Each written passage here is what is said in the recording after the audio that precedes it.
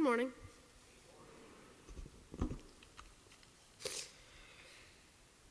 Around AD 30, Jesus was weary. He had spent many months out in Palestine, healing the sick and preaching to the poor. Then he headed to Jerusalem, his mission on earth almost complete. He had to claim to be the Messiah and then die for his cause, the eternally remembered scene of him on the cross looming over the audience to his execution. As he enters Jerusalem, people use palm fronds, or even their own clothes, to keep the donkey's feet off the ground. Jesus enters the town, and he immediately starts his work. He goes around telling parables to all who listen, such as the bridesmaid's parable and the wedding parable. Somewhere in the midst of this, he ransacks the temple, restoring it to its status as a place of worship, not of commerce. This is when the Pharisees and the Sadducees test him many times, with one of their tests being, "What is the greatest commandment?" Jesus answers, "You shall love the Lord your God with all your heart, with all your soul, and with all your mind." And another is like this, "Love your neighbor as you love yourself." Those are truly great commandments. After he speaks these things, and he tells the Pharisees off, he briefly visits Mary and Martha. And then Jerusalem holds the Last Supper. The upper room is quiet, and bread is broken. The silence is broken too, as Jesus begins to speak. He explains that one of the disciples will betray him that night. All the disciples, except one, are horrified. Each asks him in turn, "Lord, is it I who is the betrayer?" Jesus doesn't really answer, but he walks out into a nearby garden, and the disciples follow him. Judas slips away, and he returns with a group of soldiers. Jesus is arrested, tried, and killed. This is a story that we know, but I'd like to look a little more closely at the Great Commandment. You'll notice that Jesus lives these commandments, not just preaches them, as he obeys God by going to the cross and preaching and things like that, and he loves us by sacrificing himself for us. And when the Pharisees and Sadducees tested him, Jesus was smart. He knew the Pharisees would contradict him no matter what he said. For example, if he said that "you shall not murder" was the greatest commandment of all 10, they would respond, "Well, what about respecting your parents? What about jealousy towards others?" So he instead explained the heart of the commandments. And I think he did a good job. He came up with a satisfying and definitive answer. In a bygone age of small-town closeness, the "love your neighbor" part was especially important then, but it still resonates with us today in our big cities. Also, like I was saying, in small towns, everyone you see, you know their names, so you want to establish a friendship with everyone in case you need them. And I think this is why he decided to say the things he said, to keep believers loving towards each other and the world, unlike some people at the time. In short, love God and love each other. This was my perspective on the Great Commandment and the history and background that Jesus was coming for. If you learned something, that's great. If not, that's all right. There's 3 speakers after this, and I bet at least one of them will teach you something you didn't know before.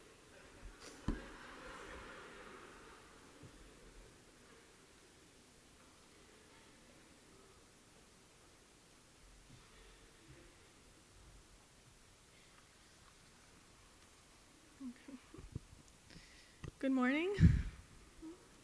My name is Shelby Sunmaker. I am in 10th grade at Ben Franklin High School, and my favorite thing to do is dance. I have been taking classes since I was 3 years old, and I have trained up to 13 hours a week, inside and outside of school.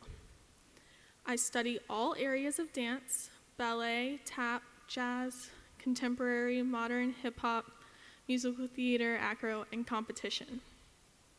In order to score well in competition, lots of time and effort must be put in. I take classes throughout the week to strengthen my technique and improve my skill level. This way, when I meet with the rest of my competition team on Saturdays, our dance can be stronger and harder. The things that judges look for when scoring dances are technique, performance, choreography, and overall appearance. I kind of think of these like the commandments. Jesus gave us rules so we could score well in life and in his eyes. This summer, I had the opportunity at Montreat Youth Conference to dance in front of over 1,000 other Presbyterian youth. Laura, who you will be hearing from shortly, danced with me. We went on stage and danced in the name of worshiping God. This was the first time I got to combine my love for dance and my love for God. Through dance, I can tell a story. I get into character by using my heart. I take emotions from experiences and pour them into my movement and facial expressions. I have to show everything. It's one of the only ways for the judges to understand my emotion and the story that I'm trying to convey. Loving God with all your heart is similar. You have to use everything in you. You have to show God all of the good and all of the bad and all of the hurt and all of the happiness, and then thank him for it. That's loving God with all of your heart. When I attend class during the week, all of my stress and worries about school, family, and friends disappear because I'm so happy and focused on doing what I love. There is just something about putting all that you have into something that makes your soul light up. Giving everything to God makes your soul light up. Start with while you're here, while in service or Sunday school, turn off your phone. Give all your stress and worries and distractions to God. Giving everything I have for dance gives me practice for giving everything I have to God. Faith is like a dance. If you practice and give it your all, then your faith will grow stronger. But if you don't put in the time and allow yourself to get better, your relationship with God won't be as strong as it could. So my message to you is go dance with God and give it your all.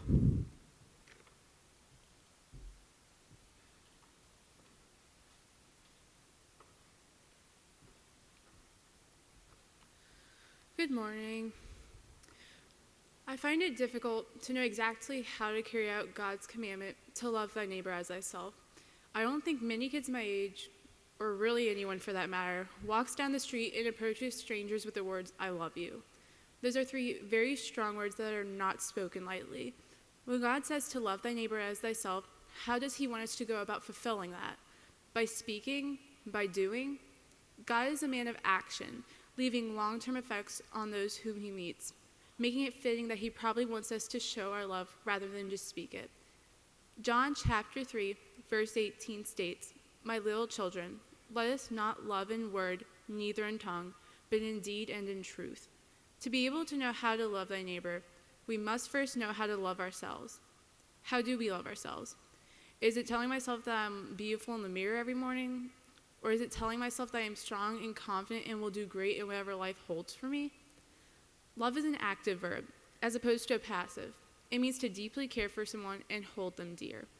Love, though just a four-letter word, is a very powerful force. It controls our points of views, our actions, and our emotions. Though it is nice to say I love you to someone, it is much more meaningful when showing our love for someone, our neighbors. However, though we might not love every aspect about every person, we are commanded to love the good that they bring into this world. Being able to truly love one another creates a common bond and creates a sense of unity, making the world closer.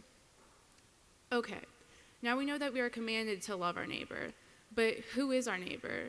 Is it our literal neighbor next door? Yes. Is it our friend that lives all the way in another country or state? Absolutely. Everyone is our neighbor, even our enemies, and it is our duty to love one another. The biggest question is, how do I love my neighbor? As I said earlier, love when used as a verb is an active one. We cannot simply say the words I love you and believe that we have fulfilled the commandment. For example, bringing soup to a sick friend is an act of love. You are catering to your friend when they need it most. Caring for one another is loving one another.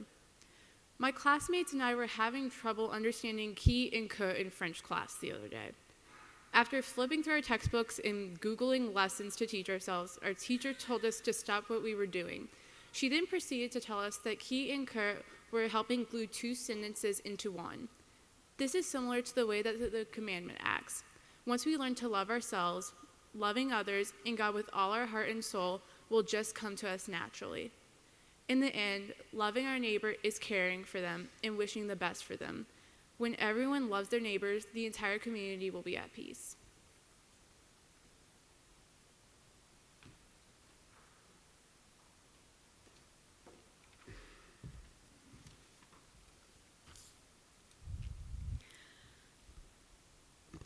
As Shelby, Caroline, and Aiden have recently discussed, the two greatest commandments are to love thy neighbor and to love God with all your heart, mind, and soul. Both of these commandments require selflessness and service. Thanksgiving is a perfect time to discover how to apply these commandments in our daily lives. I would like to share with you what I am thankful for in my upbringing of the Presbyterian Church.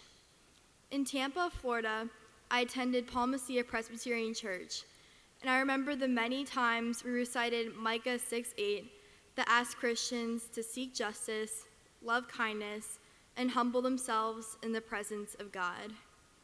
By repeating these verses multiple times, I began to realize how my actions and thoughts can have a significant impact on the larger community. To love God is to selflessly give yourself to others. At Palmacia, I developed a strong faith because the congregation actively sought justice and lived out the Great Commandments. When I moved to New Orleans, I was lucky to find a congregation similar to that of Palmacia Presbyterian Church. Youth group enabled me to continue my active faith and learn how to fulfill the Great Commandments. As a student at the Academy of the Sacred Heart, a Catholic all-girls school, I discovered that many of the teachings of Catholicism are the same as Presbyterianism. In fact, Micah 6:8 is inscribed in one of the school's hallways. The different environments of Tampa, Sacred Heart, and St. Charles Avenue Presbyterian Church allowed me to ascertain how interconnected Christian faith lives are. This past summer, I attended Montreat, and there I met with thousands of Presbyterian teenagers who came from many different backgrounds. Some of the people I met there have had terrible things happen to them, but they are able to transcend harsh experience because of their active faith lives. By enacting the Great Commandments, they are able to deconstruct the messes in their lives and place full trust in God. I was amazed at their dedication to service and determination to rise above the many forces of fear and hatred. After attending Montreat, I hope to inspire service in others as much as they have inspired service in me. This year, I am enrolled in a world religions course, and I read a verse in the Quran which states, "Everything that is in the heavens and on earth praises God." That almost identically applies to a verse in Psalms, "Let heaven and the earth praise him, the seas and all that move in them." Montreat and my world religions course made me discover how interconnected all religious faith lives are.